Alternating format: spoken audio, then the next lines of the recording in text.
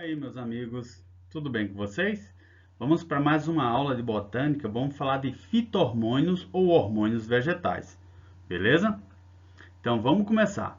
Então, desses hormônios ou fito-hormônios, a gente vai ter os principais: a auxina, o primeiro descoberto, tá bom? Citocinina, giberelina, ácido abscísico e o etileno. Tá ok, pessoal? Vamos falar de cada um desses hormônios. O primeiro descoberto foi a auxina, descoberto pelo Francis Darwin e pelo próprio Darwin, tá bom? Charles Darwin. Eles descobriram através do fototropismo, que é quando a planta se movimenta em direção à luz. E através desse hormônio eles descobriram que está relacionado a esse deslocamento, a esse alongamento celular. Então, a principal função da auxina é alongamento celular. Deixa a célulazinha mais alongada, fazendo com que a planta se curve, tá bom? Na direção oposta ao alongamento celular. Então, tá aqui, como eu falei, associada ao tropismo, né? O enraizamento de estacas, né? Você bota um estaquinho e começa a criar raízes. A dominância apical, que a gente vai falar sobre isso, e o desenvolvimento do caule e da raiz. Então tá aí. Esse é o nome da auxina. A gente pode falar também, né? É um dos nomes, né?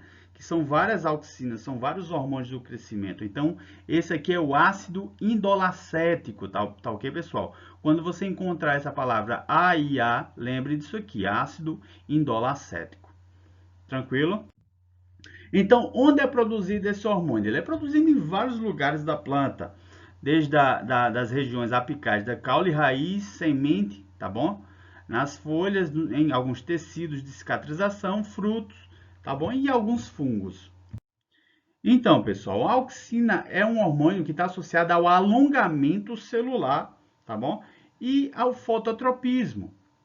A auxina, ela é um hormônio fotofóbico, tá bom? Ele tem medo da luz, então, o lugar que tiver luz, ele vai acabar se deslocando para a região oposta à luz. É o que acontece nesse experimento aqui, tá bom? Aqui, nesse primeiro experimento, o hormônio ele é produzido na zona apical ou gema apical, né, do caule. E no momento que ele é produzido, ele vai criar esse alongamento celular quando a luz ele está aqui no lado direito, tá bom? Esse hormônio ele vai para o lado oposto da planta, mostrando que ele é fotofóbico. E aí, fazendo esse alongamento e faz com que a planta se encurve para o lado da luz, tá ok? Então há um alongamento aqui, ó, na região oposta à luz, tranquilo?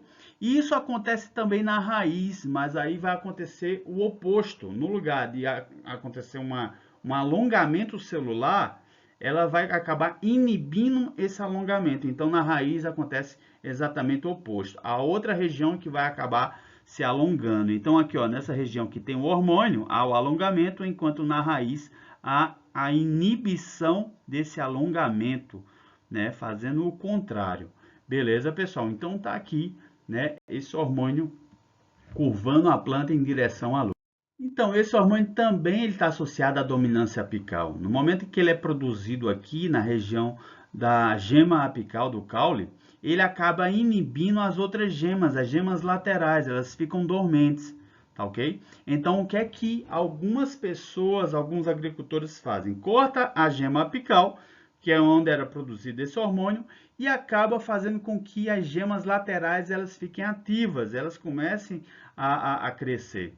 E aí essas gemas começam a se ramificar, deixando o galho mais frondoso, né, mais vistoso.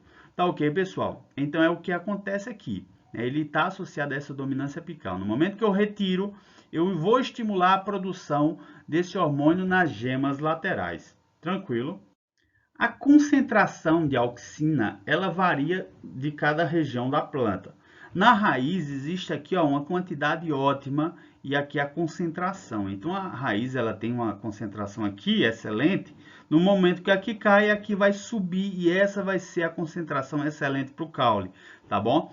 Então mostra que a concentração da raiz é um pouco menor do que a concentração do caule, tá bom? É isso que vai estimular tanto o crescimento da raiz quanto o crescimento do caule. É essa concentração da auxina. Já a citocinina, ela está associada principalmente à divisão celular. as celulosinhas vão começar a se dividir mais, e isso também está associado ao crescimento vegetal. Além desse crescimento, ela vai evitar a senescência. Professor, o que é isso? Ela vai envelhecer mais lenta, tá bom?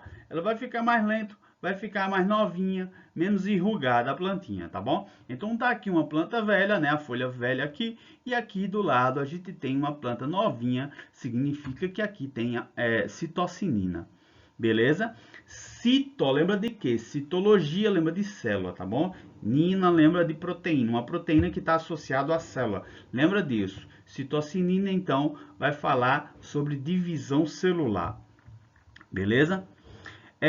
Professor, tem mais coisa? Tem, meu filho. Tem. Ela vai também quebrar a dormência apical, tá bom? Então tá aqui, é um hormônio que está quebrando essa dormência. E vai também estar associado ao crescimento da raiz, tá bom, pessoal? Mas qual é o principal? Divisão celular e evitar um envelhecimento. A giberelina, né? Vai lembrar o quê? G de germinação, né? Vai fazer com que a semente germine. É esse hormônio que faz aí a sementezinha germinar e criar uma plantinha, tá bom? Esse hormônio também está associado à floração, começa a aparecer várias florzinhas, tá bom? E está associado também à patenocarpia. Professor, o que é isso? É frutos sem sementes, meu filho. Começa, se você borrifar um pouquinho desse hormônio numa flor, ele vai virar um fruto sem semente. Beleza? Mesmo que não haja fecundação, partenocarpia significa filhos sem pais, tá bom? Seria exatamente isso na tradução. Então é isso que acontece, frutos sem sementes. É esse hormônio que acaba criando uva sem semente, melancia sem semente, por causa da presença desse hormônio. Já o gás etileno, ele tem essa fórmula aqui, também pode ser chamado de eteno. Ele está associado ao amadurecimento de frutos, tá bom? Esse é um gás que ele é produzido naturalmente pelo fruto. Então, se você tiver uma bandeja cheia de frutos, se você tiver um fruto podre, ele vai produzir mais gás etileno e vai fazer com que os frutos ao redor comecem a amadurecer, tá bom? Então, retira aquele fruto podre porque ele está produzindo muito gás. Esse gás, ele também está associado à abscisão foliar. O que é isso, professor? A queda das folhas, tá bom? Principalmente no outono, em climas temperados, tá bom? A planta começa a perder as folhinhas, então esse hormônio está ali participando no amadurecimento tanto dos frutos como das folhas. E o ácido abscísico, antigamente se achava que ele era responsável pela queda das folhas, mas hoje em dia se sabe que é o etileno, é o gás etileno, tá ok? A função dele, na verdade, é a dormência da semente. A semente ela não germina, ela pode, no caso, se o ambiente estiver desfavorável, a semente pode ficar no estado de dormência, tá ok, pessoal? Por causa desse hormônio. Também está associado ao fechamento dos estômatos, que são esses buraquinhos aqui que servem para realizar a troca gasosa da planta. Então, às vezes, quando há o excesso de gás carbônico, esse hormônio estimula o fechamento dos estômatos, porque a planta ela não quer mais gás carbônico. Tá ok, pessoal? Então, tá aí. A gente finaliza a aula por aqui. Valeu, até a próxima.